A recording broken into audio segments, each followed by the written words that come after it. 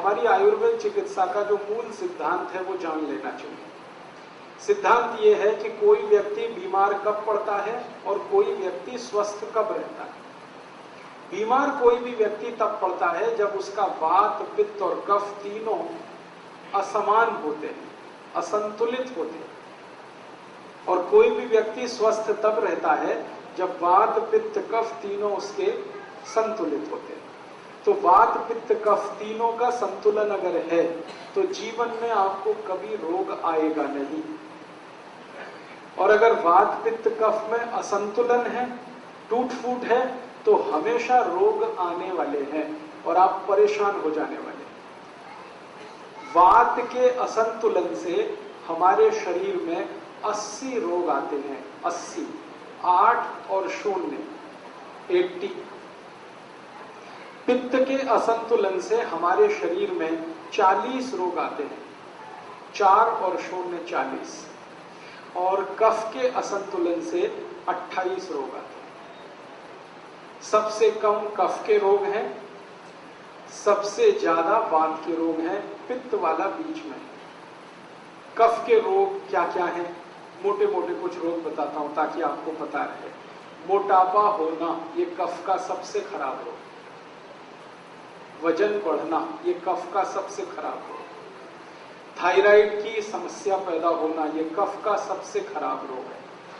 Hyperthyroidism, hypothyroidism, एक में thyroid बढ़ता है, एक में घटता है। कफ की सबसे खराब समस्या। सर्दी होना, जुकाम होना, कफ की सबसे बड़ी समस्या। खांसी होना, बलगम जमा होना, कफ की सबसे बड़ी समस्या है। आंखों में मोतियाबिंद होना, जिसको आप कैटरेक्ट कहते हैं, ये कफ की समस्या है। कान में सुनाई नहीं देना, ये कफ की समस्या है। नाक से हमेशा पानी बहना, नजला होना, ये कफ की समस्या है।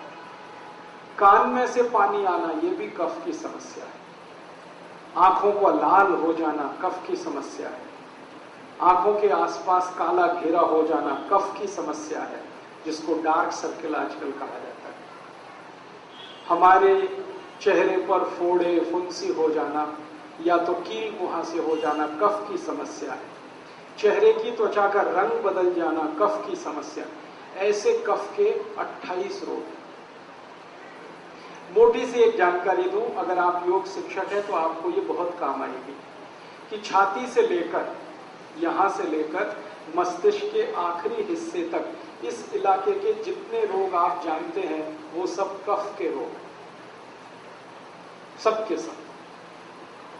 अब आपको जिंदगी भर एक ही चीज ध्यान रखनी है कि वात, पित्त, कफ तीनों संतुलित रहें आपके, तो आप रोगी नहीं हो सकते। तो आपको करना क्या है? वात, पित्त, कफ तीनों को संतुलन रखने के लिए महर्षि वाग्भट के कुछ सूत्र याद रखने और याद रख के उनको जीवन में पालन करना है। पहला सूत्र है उनका, खाना खाने के बाद कभी भी पानी नहीं पीना। ये पहला सूत्र। खाना खाने के बाद कभी भी पानी नहीं पीना। सूत्र को उन्होंने लिखा है जिस तरह से वो मैं बताता हूं। ये मैंने भाषांतर करके बोल दिया आपको, खाना खाने के बाद पानी नहीं पीना। महर्षि वाग्भट ने ऐसे नहीं लिखा। उन्होंने लिखा है भोजनांते विषम वारी, ऐसे लिखा। भोजनांते माने भोजन अंते, भोजन अंते माने भोजन के अंत में। विषम, विषम माने विष के जैसा। वारी, वारी माने पानी। भोजन के अंत में पानी विष के जैसा है, ये है सूत्र। मतलब भोजन के अंत में पानी ना पिए। मैंने सरल कर दिया उसको। अब क्यों ना पिए? कारण उसका एक है कि हम जब खाना खाते हैं, खाना सारा पेट में इकट्ठा होता है। एक स्थान है, उसको जठर कहते हैं। जठर स्थान पे खाना जब आता है तो अपने आप अग्नि जलती है, उसको जठर अग्नि कहते हैं। खाना खाते ही पेट में अग्नि है, वो जठर अग्नि है। अग्नि जलती है तो खाना पचता है, अग्नि नहीं जलती तो खाना नहीं पचता। तो आपने खाना खा लिया, पेट में अग्नि जली। अग्नि ने जैसे ही जलना शुरू किया, आपने पानी पी लिया और खूब ठंडा पानी पी लिया, चिल्ड वाटर। फ्रिज से निकाल के बोतल गटक ली। अब क्या होगा? अग्नि बुझ गई। अग्नि बुझ गई तो खाना नहीं बचेगा, तो खाना सड़ेगा, और सड़ा हुआ खाना 103 बीमारियां पैदा करेगा। सबसे ज्यादा बीमारियां इसी में आती। इसलिए भागवत जी ने पहला सूत्र ये लिखा, भोजनांते विषम वारी, खाने के बाद पानी नहीं पीना। दूसरा नियम है, पानी जब भी पिए घूंट भर के पिए, सिप करके पिए। जैसे चाय पीते हैं, जैसे कॉफी पीते हैं, गर्म दूध पीते हैं, ऐसे पानी पिए। ऐसे कभी भी पानी ना पिए, गिलास लगाया और लगातार पिया, ये गलत तरीका है। पानी पीने का तरीका है, एक घूंट पिया, थोड़ी देर रुकें, एक घूंट पिया, फिर रुकें, फिर पिया, फिर रुकें, फिर ऐसे पानी पिए। इसका क्या लाभ है? मुंह में आप जानते हैं लार बनती है। ये लार जो है ना, पेट के तेजाब को शांत रखती है। पेट का जो तेजाब है ना, वो एसिडिक है विज्ञान की भाषा, और मुंह की लार जो है वो एल्कलाइन है, क्षारीय है। तो ये क्षार है, यहाँ अम्ल है। अम्ल और क्षार मिले तो एक दूसरे को न्यूट्रल करते हैं। तो मुंह की लार बार बार पेट में जाए ताकि पेट का तेजाब शांत रहे, इसके लिए कहा गया घूंट घूंट पानी पिए, थोड़ा थोड़ा करके पानी पिए। ठीक है। आयुर्वेद में कहा जाता है कि जिनके पेट का अम्ल शांत रहता है, तेजाब शांत रहती है, उनको जिंदगी में रोग नहीं आते कभी। अम्लता अगर आपकी शांत है, एसिडिटी, कोई रोग आने की संभावना नहीं। दुनिया के सारे खराब रोग जैसे कैंसर, जैसे डायबिटीज, जैसे ब्लड प्रेशर बहुत तेज होकर हार्ट अटैक आना, ब्लड प्रेशर बहुत ज्यादा बढ़कर ब्रेन हेमरेज हो जाना, ब्लड प्रेशर बहुत ज्यादा बढ़कर पैरालिसिस हो जाना, ये सब खराब बीमारियां एसिडिटी से शुरू होती है। जब रक्त में एसिडिटी बढ़ती है तब ये बीमारियां अपने चरम पर पहुंचती है। लेकिन रक्त में एसिडिटी बढ़ती कहां से है? वो पेट से बढ़ती है।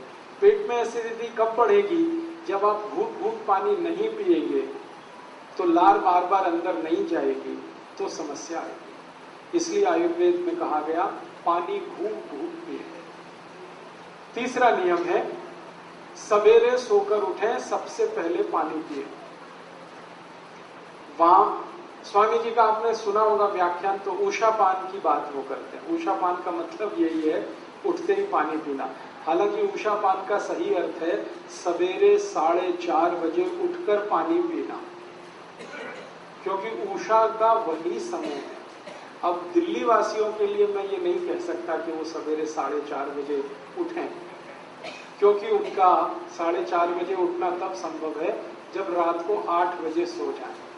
8 बजे दिल्ली में सोना तो स्वर्ग की बात है, कल्पना की बात, संभव ही नहीं। इसलिए मैं कहता हूं जब उठें तो पहले पानी पिए। आपकी जब दिन हो जाए, जब सवेरा हो जाए, उठते ही पानी पिए, कम से कम 3 गिलास, बिना प्यास के, घूंट घूंट भर के।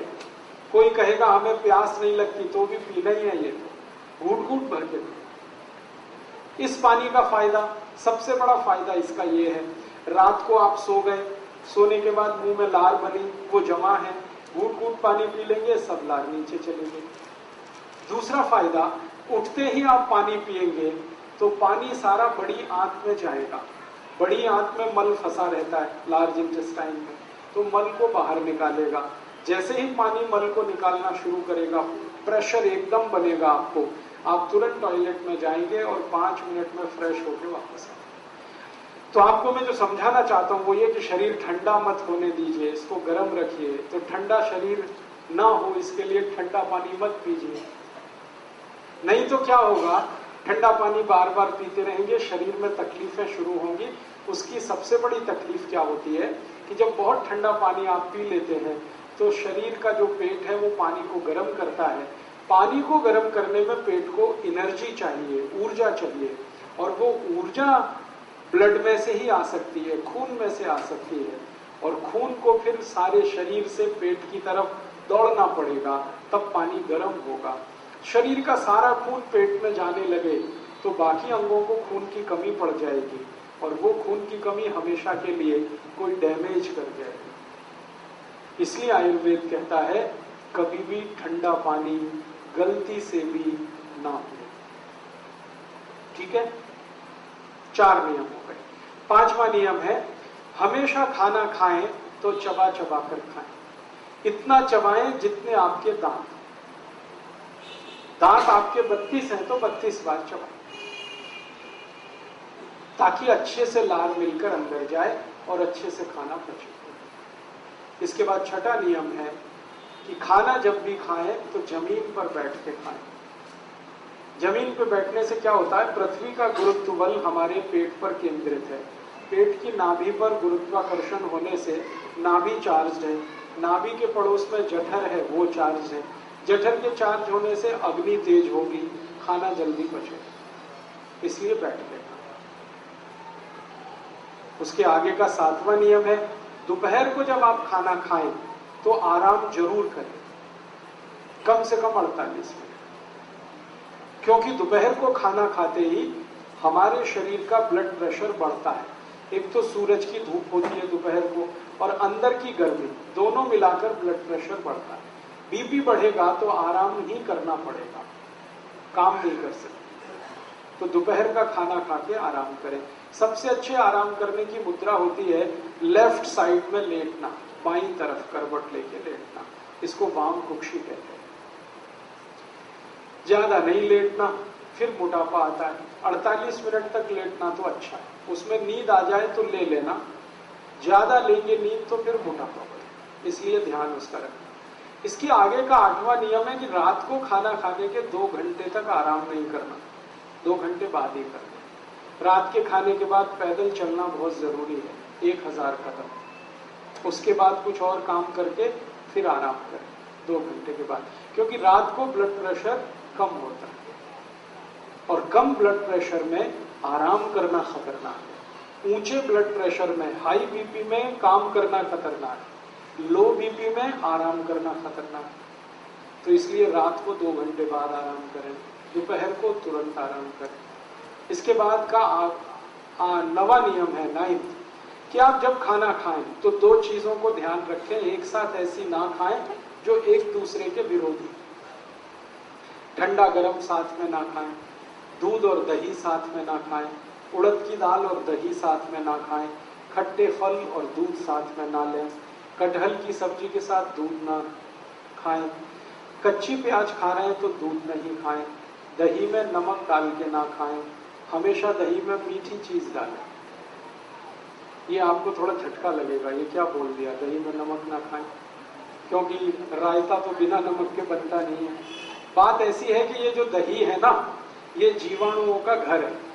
अगर आप लेंस लगा के देखेंगे तो दही में लाखों जीवाणु होते हैं, हम लोग अंग्रेजी में उनको लैक्टोबैसिलाइज कहते हैं। ये जीवाणु जीवित चाहिए पेट को, आप दही में 1 चुटकी नमक डाल दीजिए, सब जीवाणु 1 मिनट में ही मर जाते हैं। अब मर गए तो दही खाया वो बेकार है, इसलिए जीवित जीवाणु दही के साथ आने चाहिए। तो कहा गया है कि दही बिना नमक के खाएं, या दही में बूरा डालें, खांड डालें, गुड़ डालें। तो बूरा, खांड और गुड़ से जीवाणुओं की संख्या बहुत तेज बढ़ती है, घटती नहीं। बढ़ी हुई संख्या के जीवाणु आपको चाहिए। आखिरी नियम है, माताओं के लिए यह नियम है विशेष रूप से, घर में खाना बनाते समय कोई भी बर्तन ऐसा इस्तेमाल ना करें जो चारों तरफ से बंद हो। हाँ, हमेशा खाना बनाने वाला बर्तन खुला हुआ हो, आधा खुला आधा बंद है तो भी चलेगा, पूरा बंद ना हो। क्यों? बाहर की हवा खाने को बनाते समय अंदर प्रवेश करनी जरूरी है। भागवत जी ने कहा कि भोजन को पकाते समय सूर्य का प्रकाश या पवन का स्पर्श, दोनों में से कोई एक चीज आवश्यक है। या तो भोजन बनते समय सूर्य का प्रकाश गिरे, नहीं तो पवन का स्पर्श हो, हवा उसमें आए। अब ये तभी संभव है जब बर्तन खुला हुआ हो। मतलब सीधा सा ये है, भागवत जी कह रहे हैं प्रेशर कुकर में खाना ना हो। अब प्रेशर कुकर भागवत जी के जमाने में नहीं था, लेकिन नियम उन्होंने तभी लिख दिया। उनको शायद ये अंदाजा था कि ये आदमी किसी न किसी दिन बना लेगा इसको। अब ये बात मैंने मजाक में कही, लेकिन ये बड़ी गंभीर बात है। ये प्रेशर कुकर का चक्कर बड़ा खराब है। आप जानते हैं प्रेशर कुकर एल्यूमिनियम का है। एल्यूमिनियम दुनिया का सबसे खराब मेटल है, धातु है, खाना बनाने के लिए और पकाने के लिए। मैंने एक सर्वे किया था आज से 10 साल पहले कि गरीबों को सबसे ज्यादा अस्थमा, दमा और टीबी क्यों होती है गरीबों को। उस सर्वे का रिजल्ट आया कि सारे गरीब लोग एल्यूमिनियम के बर्तन में खाना बनाते हैं और खाते हैं, यही उनके दमा और अस्थमा का कारण और टीबी का कारण।